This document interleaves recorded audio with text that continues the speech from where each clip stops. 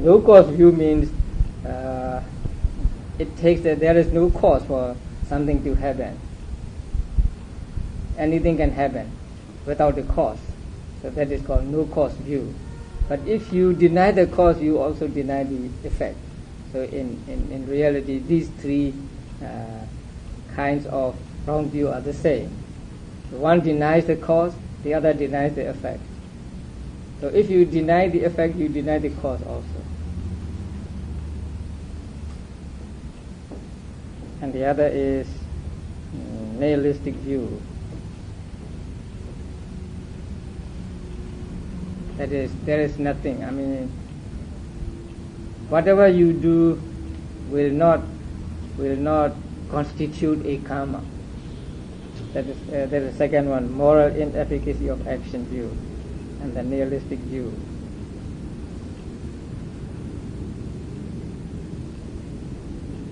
No cause, no doing,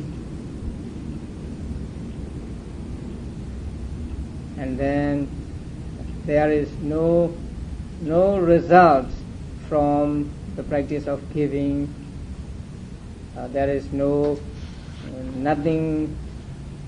like respect to the elders, respect to your parents, to your elders, and so on. So you don't have to pay respect to your elders or whatever, something like that. And there is no this world, there is no other world, there are no holy men who have practiced and then attain to the spiritual attainments and so on. And that kind of thing is called, I think, nihilistic view here. So if a person has one of these wrong views, or if he is a hermaphrodite, or if he is a eunuch, and he will not be able to attain jhana, the karma result, that is, who have had a rebirth linking with no profitable root cause or with only two profitable root causes. That means when a person takes a rebirth, and there is a type of consciousness which arises, and with that type of consciousness, the roots also arise, the roots of good or the roots of evil. The roots of evil are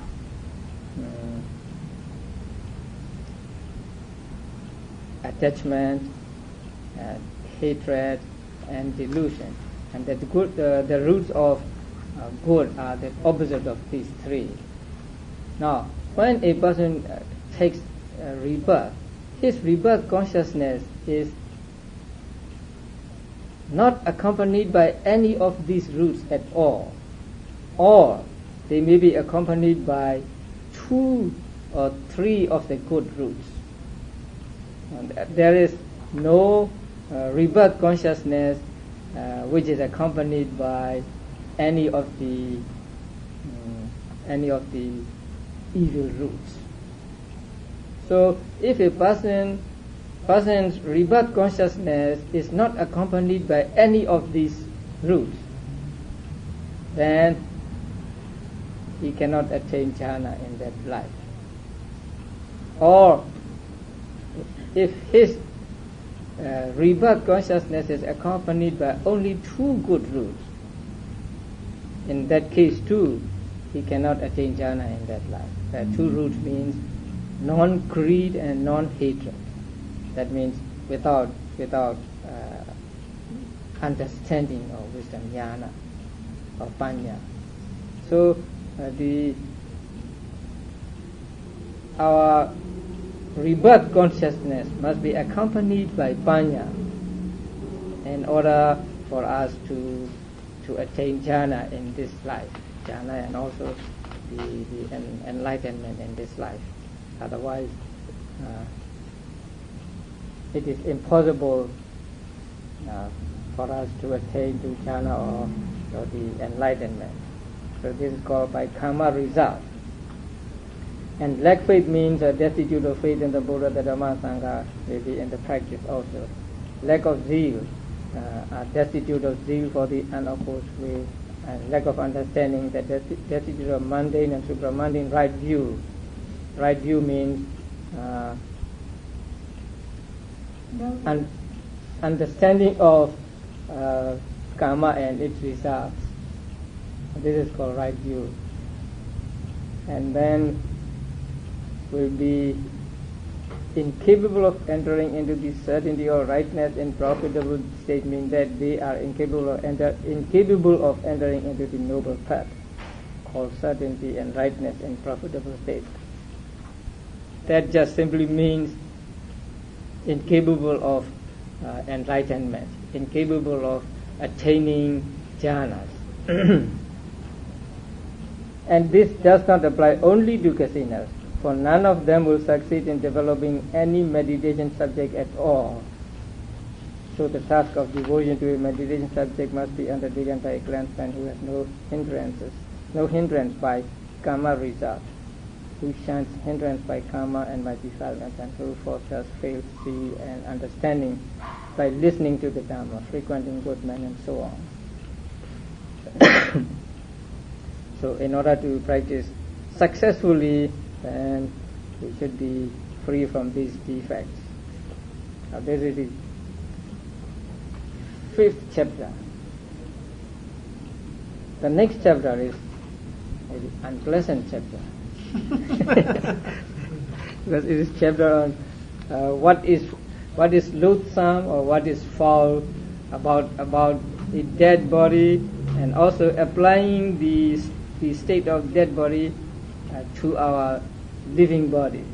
This is the foulness of the body meditation, or loathsomeness of the body meditation. Most people are, I think maybe in the West, most people are afraid of this meditation. A man asked me, do I have to tell my wife that I imagine her to be festering or something like that when I go back home? He asked. If you practice this kind of meditation, then you have to do it. Whether you tell your wife this, that's another matter. You may or may not do so. But if you're going to be practicing this, then you have to see not only your wife, anybody, including yourself, say, as loathsome, as filth, as foul or whatever. So if you don't like it, you don't practice it. It's okay. But it is very powerful and effective in removing attachment to bodies, to self, because once you see the various conditions of a dead body, you become less interested in your body or in the body of any other person. Just today I was talking with a monk in L.A., and he said he lived in villages for some time, so sometimes he had the chance to cremate a dead person, sometimes a dead monk. And he said after doing this for 2 or 3 times, he got disgusted of his body too. This type of meditation is particularly useful and recommended for people who are particularly strong with greed. Yes, and attachment to one's body. And it's discouraged with people who have a lot of anger or hatred. No, especially discouraged. Not so bad. It is recommended for those who have strong attachment to their bodies, to their lives. We will come to it later. So these you may have read all these, and so you know what these meditation subjects of meditation are. Actually, these are the different stages of what do you call that? Decomposition. Different stages of decomposition in a corpse. The first, after about 2 or 3 days, it becomes bloated, and then it deteriorated, and then it comes to the stage of the livid one, then the festering, then the cut up, and so on.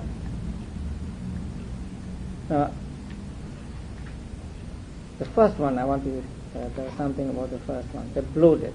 It is bloated because bloated by gradual dilation and swelling after. Odam means above or after. The close of the close of life, as a bellows is with wind. What is bloated is the same as the bloated. Do you understand that? What is bloated is the same as the bloated. But please look at the Pali words. The first one is Oddumata, right? And the second one is Oddumataka. So the ka is added to the word. What the commentary wants us to understand is that ka denotes a disgust. So if you say Oddumata, it is festering. But when you say Oddumataka, it is festering body which is disgusting, something like that. So the particle ka is added to show that it is disgusting. That is what we should understand. But it is very difficult to convey this meaning in a translation. You have to have a footnote and then say about it. So all the 10 kinds of meditations of the ka at the end of this, Oddumataka, and the second one is Vinilaka, and the third one is Vipupaka, and so on.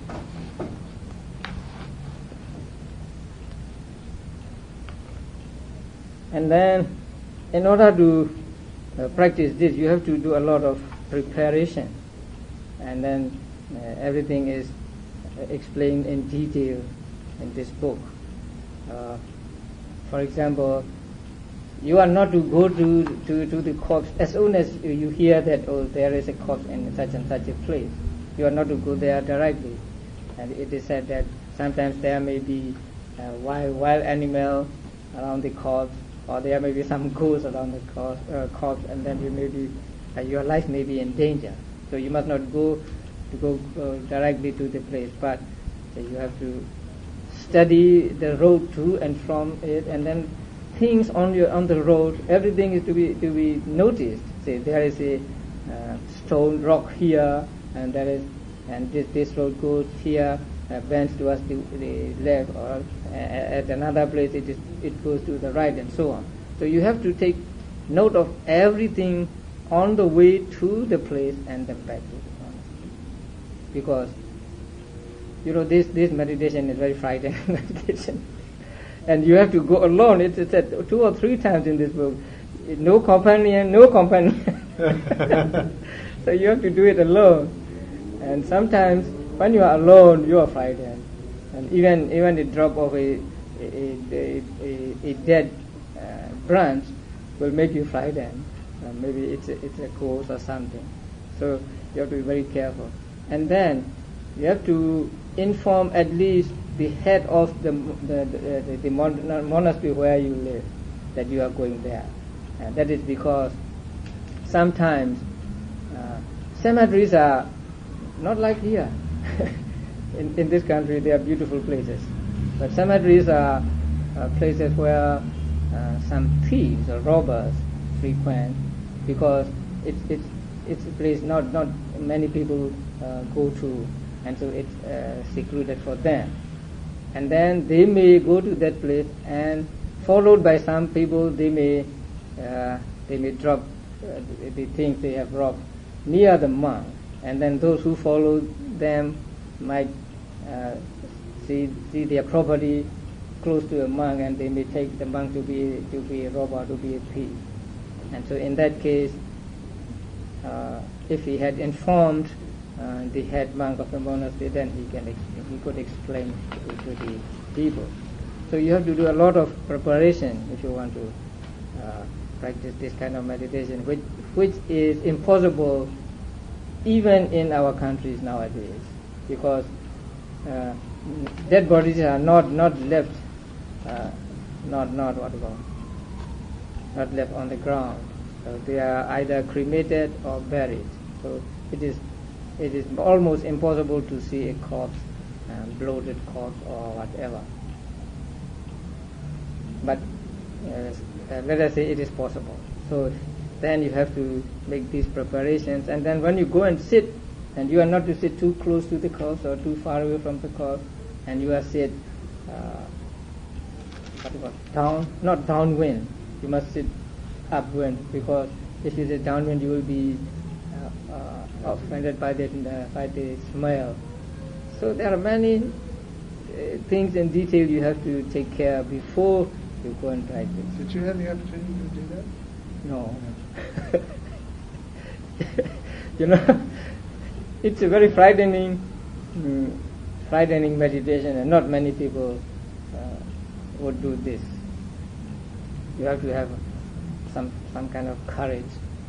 And one thing in our countries is that parents used to or try to scare their children by saying, oh, there's a ghost here or there's a ghost there, and so we are afraid of ghosts.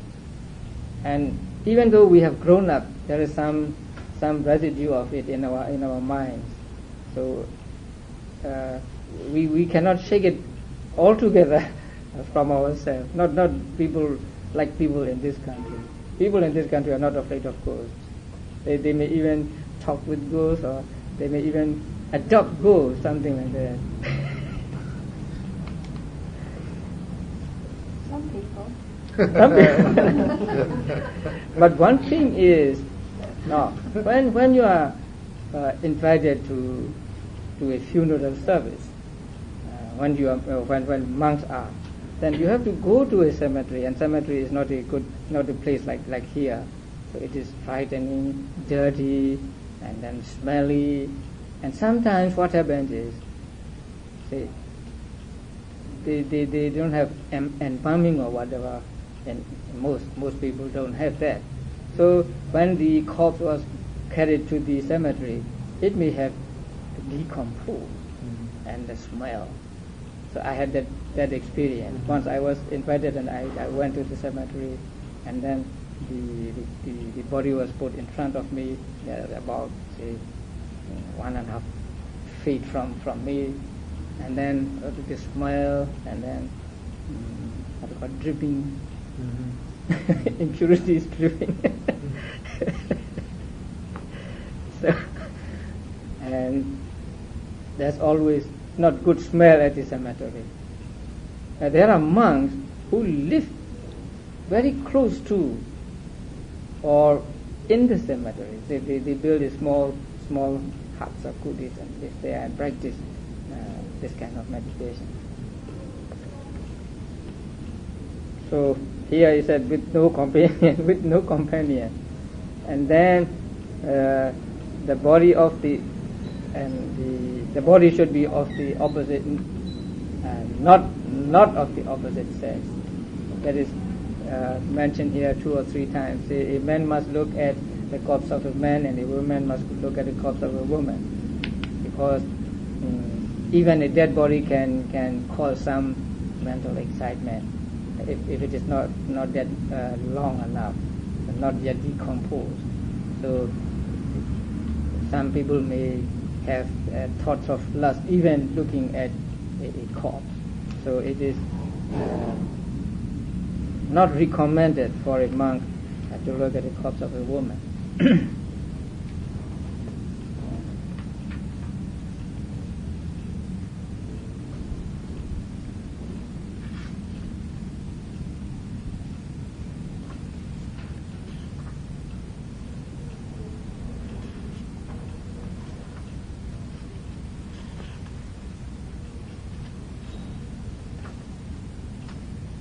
And the skeleton, the last one is a skeleton. So you can practice looking at the whole skeleton, or you can practice looking at only one bone, and then think of the whole body as bone.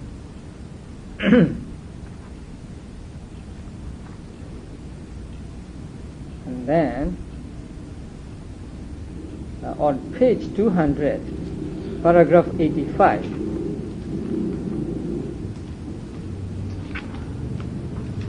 Individually, the bloated suits one who is greedy about shape, since it makes evident the disfigurement of the body's shape.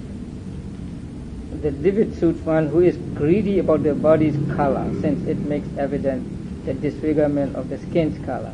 The festering suits one who is greedy about the smell of the body aroused by scents, perfumes, etc., since it makes evident the evil smells connected with this soul, the body. The cut up suits one who is greedy about compactness in the body, since it makes evident the hollowness inside it. The knot suits one who is greedy about accumulation of flesh in such parts of the body as the breast, since it makes it evident how a fine accumulation of flesh comes to nothing.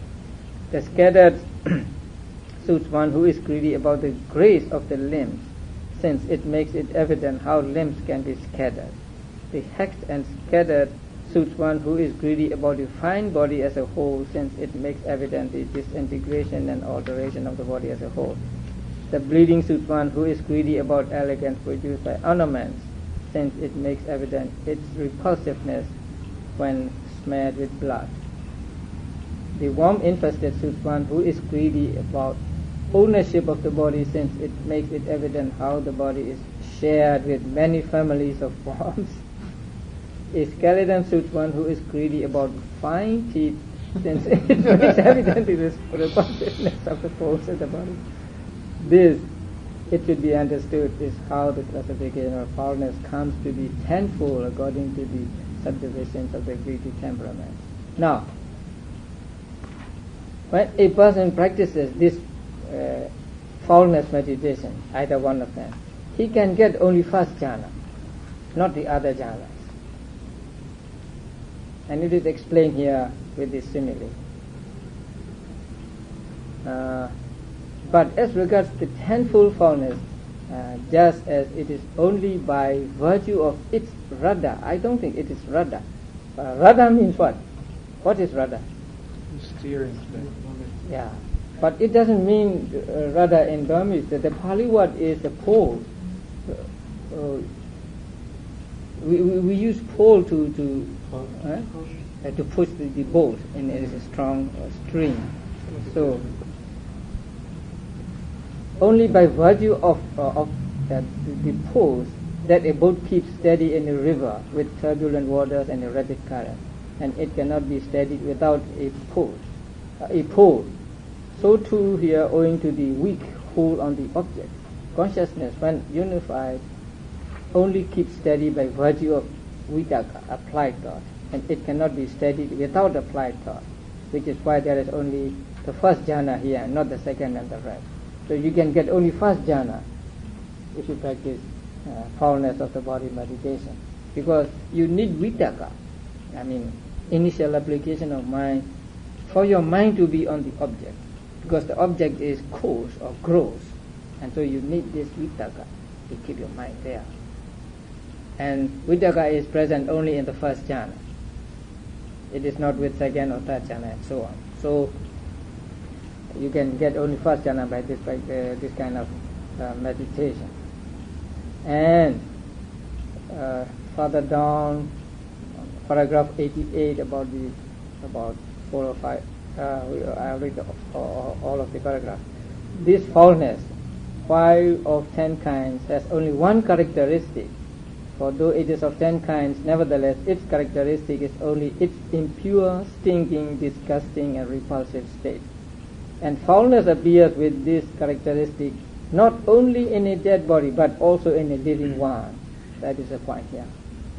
As it did to Elder Mahatesa, who lived in Chediyapabra and to the novice attendant on the Elder Sankaraketa while he was watching the king riding an elephant. For a living body is just as foul as a dead one.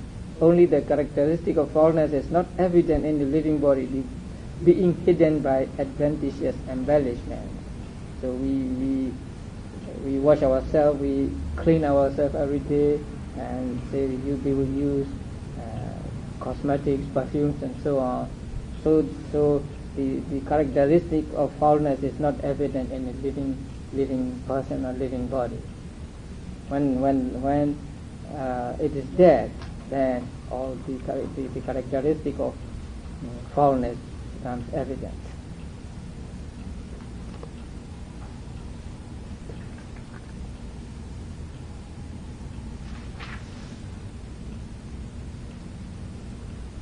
So this can be practiced. If you want to attain jhana through this practice, then you have to really go to a cemetery and look at the corpse and practice meditation on it. But if you want to practice just as a mindfulness of body meditation, then you don't have to go to a cemetery. But you imagine in your mind a corpse, and then apply the nature of that corpse to your own body. So just as this body is bloated and so on, my body also will not escape this state. So you apply the nature of the dead body to your living body. So that way you can practice satipatthana, mindfulness meditation. In that case, you don't have to look for a corpse or whatever. But if you want to practice so that you get jhana through this meditation, then you have to find a corpse or something, which is almost impossible in this country. But if you go to some medical college, or you may be able to see corpses there. But outsiders will not allow there. If you are a special guest, they may let you see the corpses. Otherwise, they won't let you see. So it is almost impossible nowadays, even in our countries, to practice this kind of meditation. You will only see the first stage too, like formless. You won't see the dripping. Yeah, it is against the God. But we can see this in animals. We can see these stages in animals. Yeah. But even that is not so common. Not common, because health officials won't let you let the corpse be in that state. But one thing is, that won't be easy.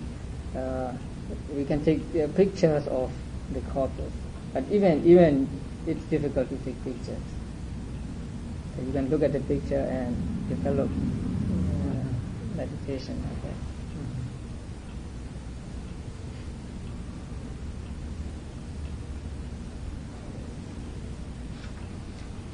Okay. So this is the foulness of the body meditation. And in our country, when a person dies and they send out invitation, it is said in the invitation that please come to say such and such a place to practice asubha meditation. They are not invited to come to a funeral service, or what do you call that? To go to a burial place with the dead body. But they are invited to practice foulness of body meditation along with us, something like that. So I went to LA this time to perform a funeral ceremony and a funeral service. One of my devotees died very lately. So I told people that you are invited here, not to come and just look at poor lady or whatever, but you are to look at her and then practice meditation, the foulness meditation and the other kind of meditation which we will go to later, the recollection of death. So at least these two kinds of meditation that people should practice when they go to a funeral.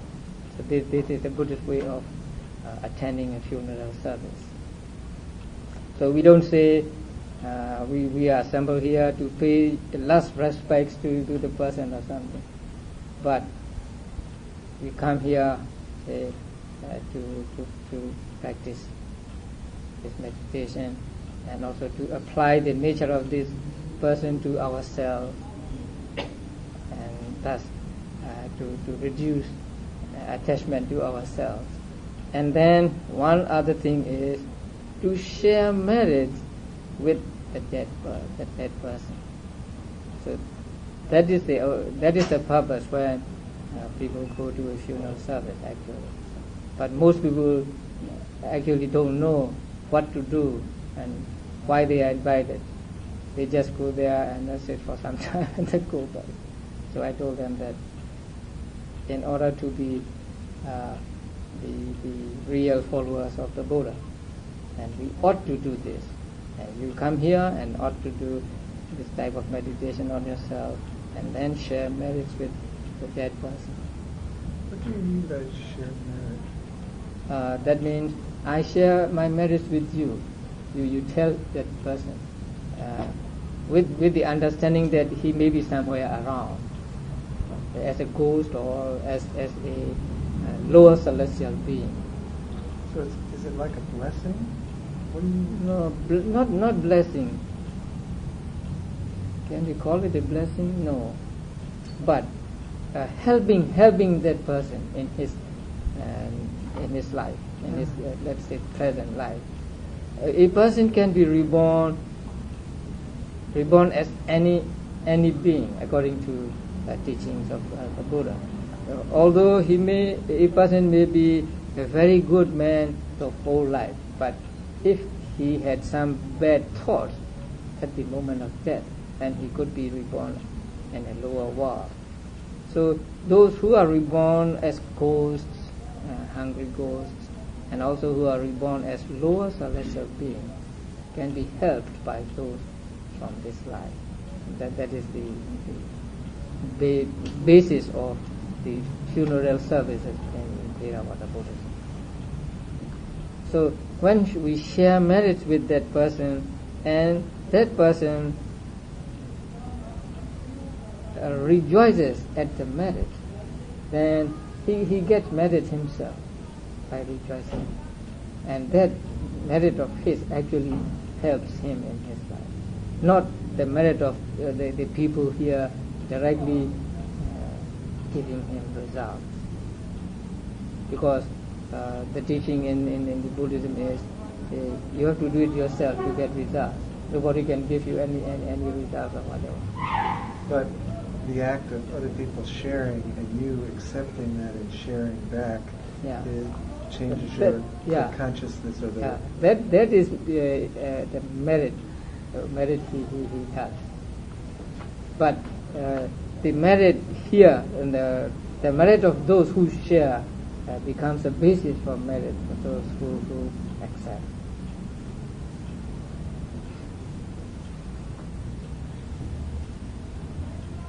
So it is important that going to a funeral or whatever, we practice at least fullness of the body meditation, and then recollection on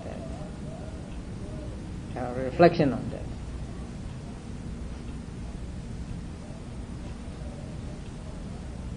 Okay, thank you.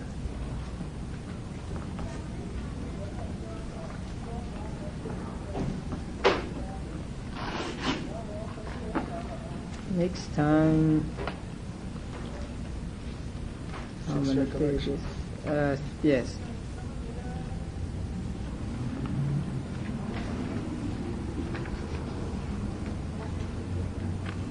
Is there a space until then your semester starts again?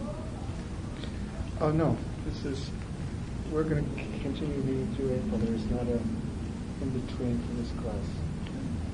We're going to continue through the beginning of June. And then we'll take a little bit of break and probably we'll keep going after that. But there's no break until June. So about 20 pages. Up to 221.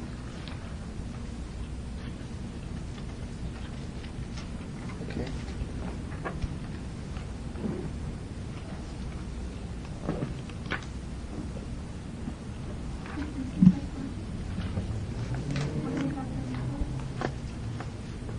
The next chapter is on the 6 recollections and up to page 221, where the moon disk, is that the cutoff point? Which begins on page 204. Yeah, let's see, paragraph 45. Paragraph 45. And it's in the middle of 221. Yes.